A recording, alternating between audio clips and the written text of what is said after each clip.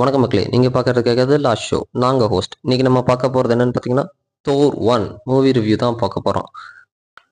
படம் ஸ்டார்ட்டிங்கே பார்த்தீங்கன்னா, ஜெயின் ஃபாஸ்டர்லேருந்து தான் ஸ்டார்ட் பண்றாங்க. எல்லா படத்துலயும் ஹீரோவிலேருந்து ஸ்டார்ட் பண்ணுவாங்க. பட் தோர் 1ல மட்டும் ஹீரோயின்லேருந்து ஸ்டார்ட் பண்ணியிருக்காங்க. பார்த்தீங்கன்னா, ஜெயின் ஃபாஸ்டர் வந்து நம்ம 9 ரெலம்ஸை கனெக்ட் பண்ற அந்த பைஃப்ராஸ்ட் போர்ட்டல்ஸ் எல்லாம் அந்த 9 ரெலம்ஸ்க்கான அந்த போர்ட்டல்ஸ் ஒவ்வொன்றும் அலைன்மெண்ட்ல வரும் பார்த்தீங்களா? ஸோ அதை ரிசர்ச் பண்ற மாதிரி அந்த இதுலேருந்து காட்டுறாங்க. ஸோ அந்த இடத்துல பார்த்தீங்கன்னா, அவங்க ரிசர்ச் பண்ணிட்டு இருக்கிற மிட்ல இருந்து பைஃப்ராஸ்ட் ஓப்பன் ஆகி தோர் உள்ள என்ட்ரி ஆகுறாரு. ஸோ தோர் எப்படி வந்தாரு அப்படிங்கிறதுக்கான ஃபிளாஷ்பேக் ஸ்டார்ட் பண்றாங்க. ஸோ இந்த தோர் 1ல மட்டும்தான் நீங்க ஆஸ்கார்டை ஃபுல் ஃபிளெட்ஜா பார்க்க முடியும். அவெஞ்சர்ஸ் எண்ட் கேம்லையும் காட்டியிருப்பாங்க. பட் இருந்தாலும் இந்த அளவுக்கு டீட்டெயில்டா எந்த பாட்டுலையுமே காட்டல. தோர் லெவன் தண்டரா இருக்கட்டும், டார்க் வேர்ல்டா இருக்கட்டும், இல்லை ராக்னராக்கா இருக்கட்டும், எதுலையுமே நீங்க வந்து ஆஸ்கார்டு இந்த அளவுக்கு கிளியர் அண்ட் கட்டா பார்த்துருக்க முடியாது. ஸோ ஆஸ்கார்டே பார்த்தீங்கன்னா, ஒரு பிரம்மாண்டமான ஒரு தங்க குவியல் மாதிரி தான் இருக்கும். ஒவ்வொரு பில்டிங்ஸு இருக்கட்டும், இல்லை ஒரு வார்ஷிப்பாக இருக்கும், பிளைனாக இருக்கட்டும், எல்லாமே பார்த்தீங்கன்னா தங்க குவியலால் தங்கத்தால் தான் நிறச்சி வச்சுருப்பாங்க. அதே மாதிரி ஆஸ்கார்ட் பார்த்தீங்கன்னா, ஸோ ஃபஸ்ட்டு நம்ம பூமி எப்படி சொல்லிட்டு இருப்பாங்க, இது ஒரு பிளைனான தட்டையான இது அப்படிங்கிறது. ஸோ அந்த தேரையில் தான் உருவாக்கியிருக்கிறாங்க ஆஸ்கார்டை. ஆஸ்கார்டை நீங்கள் ஒவ்வொரு டைமுமே இன்ட்ரோ பார்த்தீங்கன்னு வைங்களேன், எல்லா டைமுமே ஆஸ்கார்டை வந்து அப்சைட் டவுன்லேருந்து தான் கட்டுவாங்க. தலைகீழாக காட்டியிருப்பாங்க. அதுக்கப்புறம் வந்து தான் மேலே காட்டுவாங்க. அது ஏன் இது வரைக்கும் எனக்கு சரியா தெரில. பட் யாருக்காச்சும் தெரிஞ்சதுன்னா அதை கமெண்ட்ல சொல்லுங்க. ஆஸ்கார்டு வந்து கீழே தலைகீழா இருந்து மேலே வர மாதிரி ஷாட்லேயே தான் காட்டியிருப்பாங்க. அந்த தலைகீழா அடியில் இருக்கிற இது பார்த்தீங்கன்னா, ஐஸால ஃப்ரீஸ் ஆன மாதிரி காட்டியிருப்பாங்க மேலே. ஸோ அதுக்கு இது நேர் ஆப்போசிட் மேலே பார்த்தீங்கன்னா, ஆஸ்கார்டோட பேலஸ் தான் இருக்கும். நம்ம ஓடினோட பேலஸ் தான் இருக்கும். ஸோ அந்த அளவுக்கு ரெலவெண்ட்டாக காட்டுறாங்க. தலைகீழா அடியில் வந்து பார்த்தீங்கன்னா, ஐஸாலையும் மேலே வந்து தங்கத்தாலையும் நிறைஞ்சிருக்கிற மாதிரி காட்டியிருப்பாங்க.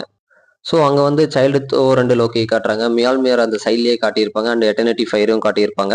ஸோ அந்த ஃப்ராஸ்ட் ஜெயிண்ட்டோட அந்த ஐஸ் பாக்ஸுக்கு பின்னால தான் நம்மளோட டெஸ்ட்ராயரும் இருக்கான். ஃபர்ஸ்ட் பார்ட்டோட மிகப்பெரிய ஒரு என்ன சொல்றது பாஸ் வில்லன் அப்படின்னும் சொல்லலாம். அதே மாதிரி இந்த ஃபர்ஸ்ட் பார்ட் எதை சுத்தி வருதுன்னா, ஃப்ராஸ்ட் ஜெயிண்ட்ஸ் அழிக்கிறத பத்தியும், தோர் வந்து எப்படி ஒரு அரகண்டான ஒரு சோல்ஜரா இருந்து ஒரு பொறுப்பான கிங்கா மாறினா அப்படிங்கிறத சுத்தி தான் தோர் 1 வந்து ரிவால்வ் ஆகுது. பட் என்ன சொல்றது, ஒரு நல்ல நீட்டான படம். பட் இதுக்கு அவ்வளோக்கான ஒரு ரிவ்யூஸ் பாசிட்டிவ் தாட்ஸ் வந்து வரல. தோர் 1க்கு வர கிடையாது. அதே மாதிரி தோர் 2 டார்க் வேர்ல்டுக்குமே பார்த்தீங்கன்னா, இன்னுமே தோர் 1ஓடவே கம்மியாக தான் இருக்கும் அதோட இம்பேக்ட். பட் டைகா வைட்டிட்டியோட மேஜிக்ல லவன் தண்டர் சாரி ராக்னராக் வந்து பொழந்து கட்டியிருந்தாங்க. நான் வந்து ராக்னராக் அவ்வளோ லவ் பண்ணி பார்த்தேன். ஸோ அதை வந்து ராக்னராக் ரிவ்யூவில் பார்ப்போம். இப்போ தோர் 1 மட்டும் பார்ப்போம். அண்ட் அதுக்கப்புறம் பார்த்தீங்கன்னா, தோர் வந்து அரசனா பதவி ஏற்கிற அந்த ஒரு செரிமனி நடக்குது. இந்த ஒரு ஷாட்ல மட்டும்தான் நீங்க பார்த்தீங்கன்னா, இது வரைக்கும் 2011லேருந்து இப்போ 2024 வரைக்கும் அந்த தோர் மூவிஸா இருக்கட்டும், இல்ல எந்த மூவில தோர கேமியோ காட்டியிருந்தாலும், அவெஞ்சர்ஸா இருக்கட்டும், இல்ல கார்டியன்ஸ் ஆஃப் த கேலக்ஸியா இருக்கட்டும், நீங்க எல்லா பாட்டுலயுமே பார்த்தீங்கன்னா, தோர்க்கு ஹெல்மெட் இருக்காது. தோர் 1ல மட்டும்தான் ஹெல்மெட் காட்டியிருப்பாங்க. பட் அவ்வளோ நல்லா இருக்கும் அந்த ஹெல்மெட். நீங்க காமிக்ஸ்ல இல்லைன்னா அனிமியில் பார்த்தீங்கன்னா, தோர் வந்து ஹெல்மெட் இல்லாமயே காட்ட மாட்டாங்க. பட் மூவிஸில் பார்த்தீங்கன்னா, இந்த ஒரு ஷாட், அதுவும் இந்த செரிமனி ஷாட்ல மட்டும் தான் தோர்க்கு ஹெல்மெட் இருக்கும். மத்த எந்த ஷாட்லையுமே ஹெல்மெட்டை யூஸ் பண்ற மாதிரியே காட்டியிருக்க மாட்டாங்க. ஸோ தோருக்கு என்ன சொல்றது, அந்த அளவுக்கு ஒரு கான்ஃபிடன்ஸ் லெவல் ஹெல்மெட் தேவையில்லை அப்படிங்கிறது. இப்பவே பார்த்தீங்கன்னா 1500 வருஷம் ஆயிருக்கும் தோருக்கு. அவ்வளோ பேட்டில் எக்ஸ்பீரியன்ஸ் இருக்கும். அதே மாதிரி பார்த்தீங்கன்னா, இந்த பாட்டுலயுமே மேஜரா ஒரு டூல் காட்டுறது. ஃப்ராஸ்ட் ஜெயிண்ட்ஸ் அழிக்கிறது வந்து ஒரு பிளாட்டா இருந்தாலும், மியால்மேரை யார் பில்ட் பண்றாங்க, யார் தூக்குறாங்க அப்படிங்கிற மாதிரி காட்டியிருப்பாங்க. ஸோ இந்த மியால்மேரை வந்து எப்படி ரெப்ரசன்டேட் பண்றாங்கன்னு பார்த்தீங்கன்னா, எக்ஸ்கேலிபர் மாதிரி ரெப்ரசன்டேட் பண்ணுவாங்க. ஸோ தோரை வந்து கிங் ஆர்த்தராவும், மியால்மேரை வந்து எக்ஸ்கேலிபராவும் ரெப்ரசன்டேட் பண்ணுவாங்க. ஏன்னா பார்த்தீங்கன்னா, Norse mythology and ஓடின் mythology, so அந்த இதுக்காக இது பண்ணியிருப்பாங்க. டிசி அவங்கள எடுத்துட்டாங்க. நாங்கள் மார்வல் ஓடின் சைடில் வந்துடுறோம் அப்படிங்கிற நார்ஸ் மித்தாலஜி அதுக்கு எடுத்துட்டாங்க. ஸோ எக்ஸ்கேலிபரை வந்து கிங் ஆர்த்தர்னால மட்டும்தான் தூக்க முடியும். அதே மாதிரி கிங் ஆர்த்தரோட வம்சாவளிகள் தான் தூக்க முடியும். அதே மாதிரி மியால்மியரை தோர் தூக்கலாம், ஓடின் தூக்கலாம், ஹெல்லா தூக்கலாம். அவங்க 3 பேர் தான் தூக்க முடியும். இது வரைக்கும் தோர் 1 பொறுத்த வரைக்கும், தோர் 1ல ஹெல்லாவை பத்தியும் சொல்லியிருக்க மாட்டாங்க. ஓடின் அண்ட் தோர் இவங்க 2 பேர்னால மட்டும்தான் தூக்க முடியும் அப்படிங்கிறத காட்டியிருப்பாங்க. ஏன் நீங்க இடையில அந்த கிளைமேக்ஸ் பேட்டிலுக்கு முன்னால பார்த்தீங்கன்னா, லோக்கியும் ட்ரை பண்ணுவாப்ல, தூக்க முடியாது. கிளைமேக்ஸ்ல பார்த்தீங்கன்னா, லோக்கி மேலேயே மியால்மியரை வச்சுட்டு போயிருப்பாரு. லோக்கினால அசைய கூட முடியாது. ஸோ அந்த மனுஷன் டாம் ஹில்ஸ்டன் எவ்வளோ கஷ்டப்பட்டிருப்பாருன்னு நினைச்சு பாருங்களேன். ஒரு பொம்மை அட்டையை நெஞ்சு மேலே வச்சுட்டு தூக்க முடியாத மாதிரி நடிக்கிறது. ஸோ தட்ஸ் வாட் ஆக்டர்ஸ்னு சொல்லுவாங்க போல. தோரா நடிச்ச நம்ம கிறிஸ் ஹெம்ஸ்வொர்த்தா இருக்கட்டும், லோக்கியா நடிச்ச டாம் ஹில்ஸ்டனா இருக்கட்டும், இட்ரிஸ் எல்பாவா இருக்கட்டும், ஹேம்டலா இருக்கட்டும், ஒரு சின்ன கேமியோவா தான் இருக்கும். பட் ஒவ்வொருத்தரும் அவங்களோட கேரக்டர்ஸை நல்லா ப்ளே பண்ணியிருப்பாங்க. ஸோ எந்த ஒரு விதத்துலையுமே லேகே ஆகாத மாதிரி இருக்கும். இது பெர்ஃபெக்ட் ஸ்டாண்ட் அலோன் மூவின்னு கூட சொல்லலாம். எப்படி சொல்லணும்னா, தோரை சுற்றி தான் இந்த படம் ரிவால்வ் ஆகும். சுற்றி வேற எங்கேயுமே டிஸ்ட்ராக்ட் ஆகாது. இந்த படம் பார்த்தீங்கன்னா அவங்களோட இல்லை அந்த லேடி சிஃப் அண்ட் வாரியர்ஸாக இருக்கட்டும், அவங்கள எவ்வளோ யூஸ் பண்ணணுமோ அந்த அளவு மட்டும்தான் யூஸ் பண்ணியிருப்பாங்க. ஃபுல் அண்ட் ஃபுல் ஸ்டோரி வந்து தோரை சுற்றி மட்டும்தான் போகும். தோர் எப்படி அரகண்டாக இருந்து கிளைமேக்ஸ்க்குள்ளே வந்து தோர் மனம் மாறுறாரு. ஃபர்ஸ்ட் தோர் இன்ட்ரோலேயே பார்த்தீங்கன்னு வைங்களேன், குழந்தையா இருக்கும் போதுமே பார்த்தீங்கன்னா நான் அரசனாகி இதை எடுப்பேன் காப்பாற்றுவேன் அப்படின்னு சொல்லியிருப்பாரு. அதே படத்தோட கிளைமேக்ஸில் பார்த்தீங்கன்னா நீங்களே அரசனாயிருங்க, நான் இன்னும் அதுக்கான இது வரல, உலகத்தை சுற்றி பார்க்கணும் அப்படிங்கிற மாதிரி தான் சொல்லியிருப்பாரு. ஸோ அந்த கேரக்டர் டெவலப்மெண்ட் உங்களுக்கு தெரியும். அதே மாதிரி நீங்கள் ஹேண்ட்பேலோட ஸ்வாட் மட்டும் இல்லாமல் ஓடினோட அந்த ஸ்பியருமே பார்த்தீங்கன்னா பைஃப்ராஸ்ட்டை கண்ட்ரோல் பண்ணக்கூடிய ஸ்பியர் தான். அதே மாதிரி ஜோத்தன்ஹைமுக்கு வந்து நம்ம தோர் அண்ட் ஃப்ரெண்ட்ஸ் போகும்போது உள்ள லஃபேவை பார்க்கறதுக்கு முன்னாலேயே அந்த சிலையை காட்டியிருப்பாங்க. சிலை மாதிரி காட்டியிருப்பாங்க இல்லையா, அந்த பெரிய மிருகம் அதையும் காட்டியிருப்பாங்க. இதே ஷாட் வந்து நீங்கள் வந்து தோர் 3லையும் பார்க்க முடியும். தோர் 1ல இருக்கிற இதே ஷாட் வந்து தோர் 3லையும் பார்க்க முடியும். அந்த ட்ரையாலஜிக்கான இது ஓப்பனிங்கில் பார்த்தீங்கன்னா ராக்னராக்ல அந்த டிராகன் ஒன்று பறந்து வரும் பார்த்தீங்களா. ஸோ அதே இதுதான் தோர் 1லையும் இப்போ காட்டியிருக்காங்க. அந்த ஜெயிண்ட் துரத்திட்டு வர மாதிரி காட்டியிருப்பாங்க. அயன்மேன் 1லையும் அயன்மேன் 3லையும் எப்படி அந்த ட்ரையாலஜியை ஓப்பன் பண்ணி எண்ட் பண்ணுறாங்க, அதே மாதிரி தான் இதுலையும் தோர்லையுமே ட்ரையாலஜியை ஓப்பன் பண்ணி எண்ட் பண்ணுறதுக்கான இது.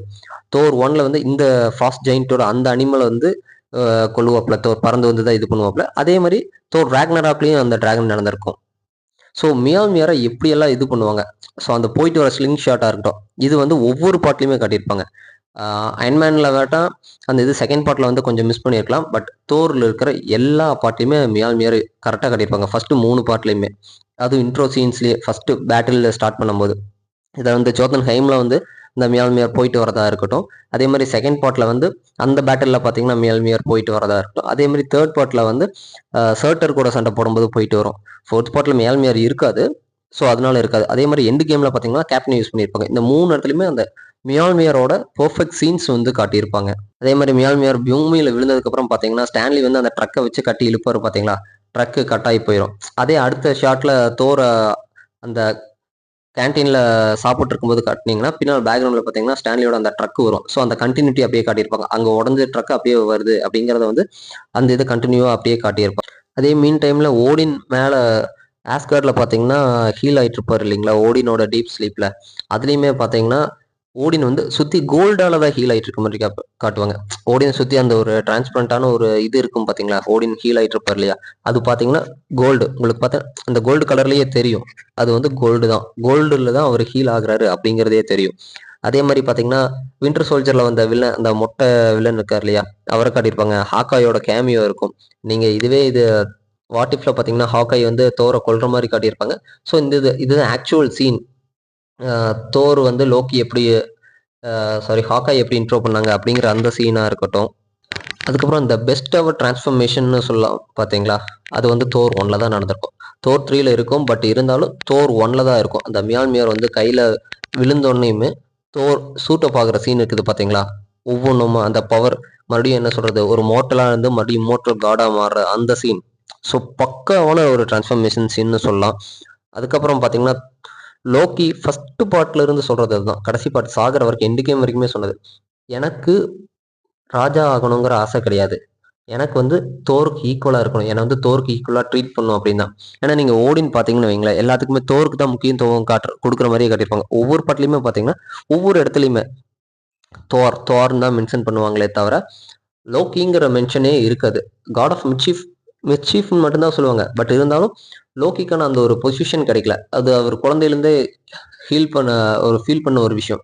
இந்த பாட்டிலையுமே கிளைமேக்ஸில் சொல்லியிருப்பாரு, நான் என்ன பதவிக்காக ஆசைப்பட்டேன்னு நினச்சா, நான் உனக்கு ஈக்குவலாக இருக்கணும்னு தான் ஆசைப்பட்ட தார் அப்படின்னு சொல்லியிருப்பாரு. இதே தான் நீங்கள் வந்து லோக்கி சீசன் 2லேயும் எண்ட்லேயுமே பார்த்துருக்கலாம். ஆனால் அவர் வந்து பதவிக்காக ஆசைப்படல, ஆனால் அந்த சேருக்காக ஆசைப்படல. ஆனால் சீசன் 2ல வந்து அந்த இதுக்காக போக வேண்டியதாக இருக்கும், சேரில் உட்கார வேண்டிய சுச்சுவேஷனுக்கு தள்ளப்படுவார். தான் ஒரு விஷயம் எந்த விஷயம் வேணான்னு நினைக்கிறனோ அந்த விஷயத்துக்கு தான் அவர் முன்மொழிஞ்சு எடுக்கிற மாதிரி இருக்கும். அவர் சேரே வேணான்னு சொல்லுவார் ஸ்டார்டிங்ல இருந்து, இந்த தோர் 1லேருந்தே பார்த்தீங்கன்னா. ஆனால் கடைசியில் அவரோட டெஸ்டினி எங்கேன்னா அந்த சேரில் போய் தான் உட்கார மாதிரி. அதே மாதிரி இந்த ட்ரீங்கிற விஷயம், தோர் ஒன்லேருந்தே கொண்டு வந்திருப்பாங்க. ஜேனுக்கு தோர் விளக்குவார் பார்த்தீங்களா, அந்த 9 ரெலம்ஸை பற்றி, அதுவும் ட்ரீ ஷேப்பில் தான் காட்டுவாங்க. அதே மாதிரி இந்த தோரோட கிரெடிட்ஸ் ஓடுற சீனில் எல்லாமே பார்த்தீங்கன்னு வைங்களேன், அந்த கேலக்சிஸ் எல்லாமே காட்டுவாங்க. அதுவே உங்களுக்கு பார்த்தீங்கன்னா ஸ்லோ பண்ணி இல்லை லாஸ்ட் ஷீனில் பார்த்தீங்கனாலே அது தெரியும் உங்களுக்கு. அது ஒரு ட்ரீ ஷேப்பில் தான் இருக்கும். ஏன் இன்ஃபேக்ட் அயன்மேன் 3லேயே ஆட்ரிச் கிளீனோட பிரெயினை காட்டுவோம் பார்த்தீங்களா, அந்த பிரெயினே ஒரு ட்ரீ ஷேப்பில் இருக்கிற மாதிரி தான் காட்டியிருப்பாங்க. ஸோ ஸ்டார்டிங்லேருந்தே டீஸ் பண்ணிடுவாங்க. ஃபேஸ் 1லேருந்தே நமக்கு டீஸ் பண்ணிக்கிறாங்க. நம்ம தான் அதை நோட் பண்ண மறந்துட்டோம். Tree Marvel cinematic universe MCU வந்து ஒரு ட்ரீ ஷேப்பில் தான் இருக்குது அப்படிங்கிறத. ஸோ அதை வந்து கிளியர் அண்ட் கட்டாக லோக்கி சீசன் 2ஓட எண்டில் காட்டிட்டாங்க. பட் இருந்தாலும் அப்போ இருந்தே சொல்லியிருக்காங்க, நம்ம நோட் பண்ணாமல் விட்டுருக்கோம். அதுக்கப்புறம் கிளைமேக்ஸில் நீங்கள் பைஃப்ராஸ்ட் உடஞ்சி ஸ்பேஸில் விழுகிற சீனை பார்ப்பீங்க இல்லையா. ஸோ லோக்கி விழுகிறது, லோக்கி தொங்கிட்டு இருக்கும்போது பின்னால் பார்த்தீங்கன்னா பைஃப்ராஸ்ட் வந்து அப்படியே ஸ்பேஸில் காணாமல் போகிற மாதிரி காட்டியிருப்பாங்க. ஒன்று அது டிஸ்ட்ராய் ஆகி அங்கேயே அழிஞ்சிருக்கணும், பிளாக் ஹோலில் அழிஞ்சிருக்கணும். அப்படி இல்லைன்னா சக்காரில் போய் விழுந்திருக்கணும். ஸோ நம்ம தோர் ராக்னராக்கில் பார்த்துருப்போம் இல்லையா, எல்லா ஸ்பேஸ் வேஸ்ட்டு எல்லாமே சக்காரில் தான் வந்து விழுகும், இந்த பிளான்ட்ல தான் வந்து விழுகும், ஸ்பேஸில் வேஸ்ட் எங்கேயுமே இருக்காது அப்படின்னு. ஸோ அதை வந்து இந்த இடத்துலயே காட்டுறாங்க. நான் சொன்னேன் இல்லையா, அயன்மேன் 1ம் அயன்மேன் 3யும் அந்த ட்ரையாலஜியை ஸ்டார்ட் பண்ணி என் பண்ணுறாங்க. அதே மாதிரி தான் இந்த தோரும் ட்ரையாலஜியை ஸ்டார்ட் பண்ணி என் பண்ணுறாங்க. தோர் 1ல் வந்து அந்த பைஃப்ராஸ்ட் உடஞ்சி ஸ்பேஸில் வந்து அழியுது. அதே தோர் 3 11th அண்ட் ஐ மீன் ரக்னராக்ல என்ன காட்டுறாங்க, ஸ்பேஸில் இருக்கிற எல்லா வேஸ்ட்டுமே இங்கே தான் வந்து விழுகுது அப்படின்னு காட்டுறாங்க. ஸோ தோர் 1ல் ஸ்பேஸில் விழுந்த அந்த பைஃப்ராஸ்ட் வந்து தோர் 3ல் வந்து சக்காரில் விழுகுது. ஸோ அந்த கண்டினியூட்டி எப்போ எங்கே ஆரம்பிச்சு எங்கே கொண்டு வந்து டைக்கா வைட்டிட்டி கிட்ட வந்து அதை கன்டினியூ பண்ணி முடிக்கிறாங்க. அதே மாதிரி என் கிரெடிட் சீனில் பார்த்தீங்கன்னா டாக்டர் சில்விக்கு வந்து ஃபியூரி மீட் பண்ணுற மாதிரி காட்டுறாங்க. ஆனால் டாக்டர் சில்விக் வந்து அப்போ வந்து லோக்கியோட மைண்ட் கண்ட்ரோலில் இருக்காரு அப்படிங்கிறது உங்களுக்கு அந்த மிரர் ஷேடோவில் காட்டுவாங்க. லோக்கி சாக மாட்டார், அவர் தான் காட் ஆஃப் மிச்சீவ் ஆச்சு. ஸோ செத்து செத்து விளையாடலாம் அப்படிங்கிற மாதிரி தான் இருக்கும். நம்ம 2 பேரும் செத்து செத்து விளையாடுவோமா அப்படிங்கிற மாதிரி தான் லோக்கி உயிர் திணற அந்த விளையாட்டுக்கள் இருக்கும். ஸோ அப்போ வந்து அவெஞ்சர்ஸ்க்கான அடித்தளத்தை காட்டிட்டாங்க. தோர் 1லேருந்து தான் உங்களுக்கு அவெஞ்சர்ஸ் கிக் ஆஃப் ஆகிற மாதிரியும் இருக்கும். ஸோ அண்ட் ஃபைனல் அட் லாஸ்ட்டாக Thor will return in Avengers அப்படிங்கிற அந்த டைட்டில் கார்டை போட்டு முடிச்சிருப்பாங்க. ஸோ உங்களை இதோட தோர் 1 ரிவ்யூ முடியுது. இதுக்கு அடுத்து தோர் 2, ராக்னராக், அடுத்தடுத்த எம்சியூ மூவிஸ் கண்டினியூ ஆகிட்டே இருக்கும். So stay tuned. Hope you guys like this video. எனக்கு மறக்காமல் லைக், ஷேர் அண்ட் கமெண்ட் பண்ணுங்க. நான் தப்பாக சொல்லிக்கிறதையும் கமெண்ட் பண்ணுங்கள், மிஸ் பண்ணியிருந்தாலும் கமெண்ட் பண்ணுங்கள். நானும் தெரிஞ்சுக்கிறேன், உங்களுக்கு அடுத்தடுத்த வீடியோஸில் போடுறேன். ஸோ மறக்காமல் சப்ஸ்கிரைப் பண்ணிட்டு பாருங்கள் நண்பர்களே. உங்களை அடுத்து ஒரு நல்ல வீடியோவில் பார்க்குற வரைக்கும் நன்றி, வணக்கம், வரட்டா.